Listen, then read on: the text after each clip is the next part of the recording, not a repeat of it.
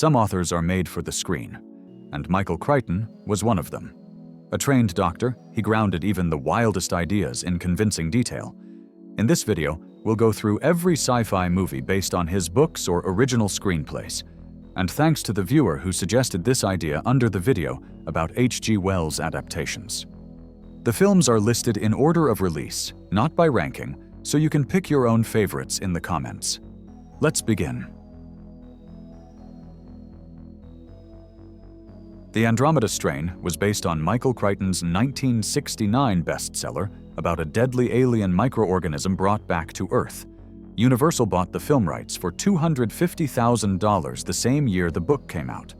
Directed by Robert Wise, the movie follows a team of scientists as they investigate the organism's origin, its effects on society, and the extreme measures needed to contain it. The scientific community praised its accuracy in showing how such a threat might be handled. One significant change from the novel was turning Dr. Peter Leavitt into Dr. Ruth Leavitt.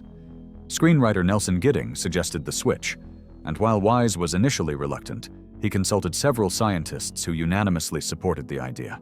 Kate Reid was cast, and Wise later called her the film's most interesting character. Visually, the film was ahead of its time. Douglas Trumbull, fresh from A Space Odyssey, created simulated electron microscope shots and a detailed 3D map of the massive underground wildfire lab.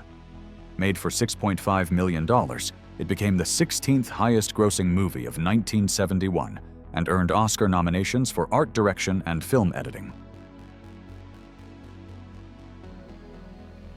The second film worthy of a place on this list is Westworld, Michael Crichton's first theatrical feature as writer and director. Set in a futuristic resort where wealthy guests can live out their Wild West fantasies with lifelike robot hosts, the story takes a darker turn when a malfunction sends Yul Brynner's gunslinger on an unrelenting pursuit. Crichton wrote the script in 1972, deciding it worked better as a film than a novel. MGM agreed to produce after other studios passed. Filmed in just 30 days on a $1.25 million budget, it combined Mojave Desert locations with MGM sound stages. Brynner's costume echoed his role in The Magnificent Seven, and he accepted the part for $75,000. Westworld also broke new ground as the first feature to use digital image processing, creating the gunslinger's pixelated point-of-view shots. A box office success, Westworld earned over $7 million after a re-release and drew praise for its originality and Brynner's performance. It went on to inspire a sequel, a short-lived TV series, and decades later, the HBO adaptation. Next is The Terminal Man, based on Michael Crichton's 1972 novel. It follows Harry Benson, a brilliant computer scientist plagued by violent blackouts caused by epilepsy.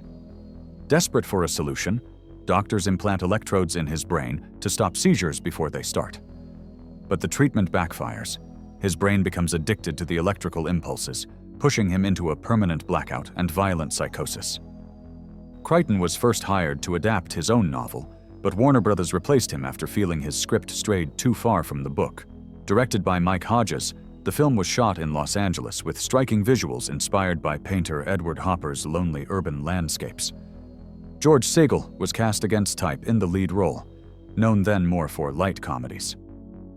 The film struggled in the US, receiving only limited screenings, but found success in Japan. Reviews at the time were largely negative, though it had some notable admirers. Stanley Kubrick praised it, and Terrence Malick wrote to Hodges calling it magnificent, and unlike anything he'd seen before. Today, it stands as one of the more unusual and uncompromising Crichton adaptations. Released in 1981, Looker was written and directed by Michael Crichton, mixing sci-fi thriller elements with sharp satire about media and advertising. It follows a Beverly Hills plastic surgeon who uncovers a conspiracy involving the murders of models he operated on, and a powerful corporation's mind control technology. Though light on visual effects, the film made history as the first commercial release to feature a computer-generated 3D model of a complete human body, and the first to use 3D shading, months before Tron. Despite its pioneering tech and intriguing premise, Looker was poorly received by critics and underperformed at the box office, earning $3.3 million on a $12 million budget. Still, it remains a curious early exploration of CGI, media manipulation, and beauty standards, wrapped in a glossy early 80s package. Another film based on an original screenplay by Michael Crichton, Runaway follows a near-future police officer named Jack Ramsey, played by Tom Selleck, who specializes in stopping malfunctioning robots. When criminal mastermind Luther, portrayed by KISS frontman Gene Simmons, sabotages everyday machines and unleashes lethal robotic insects, the job turns deadly. Written and directed by Crichton, the movie blends a police thriller with high-tech gadgetry. Crichton kept the timeline vague, saying it was set about a year ahead, and aimed to explore the difference between people and machines without turning it into a cautionary tale.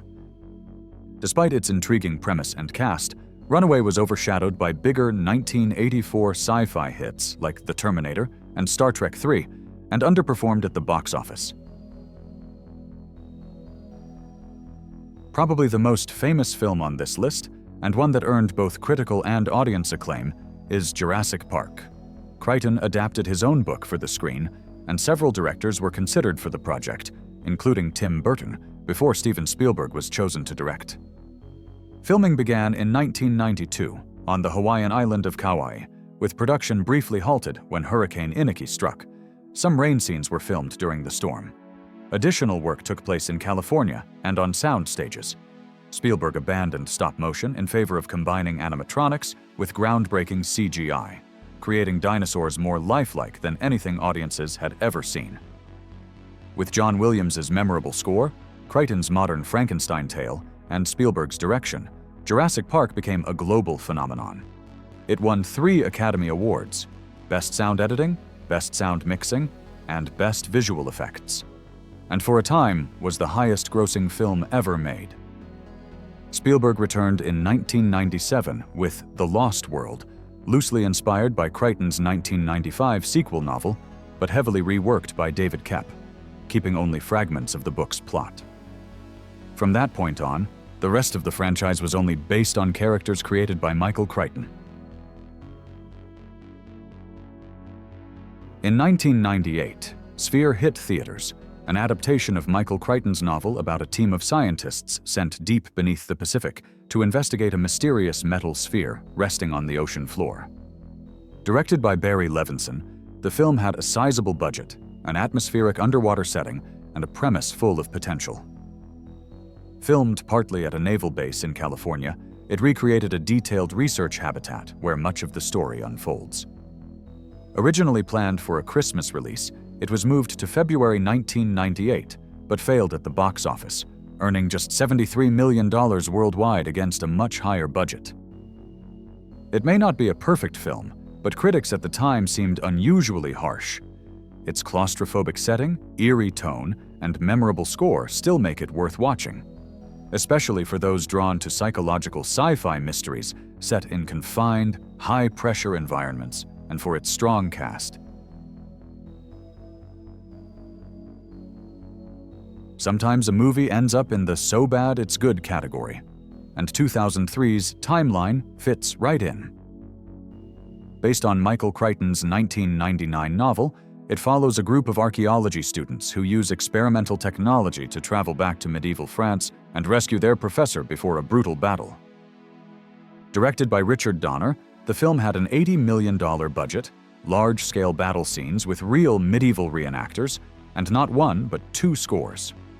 Legendary composer Jerry Goldsmith, known for Alien, Star Trek the Motion Picture, and The Omen, completed what would be his final score before his death in 2004, but it was replaced by Brian Tyler's music after a studio-mandated re-edit.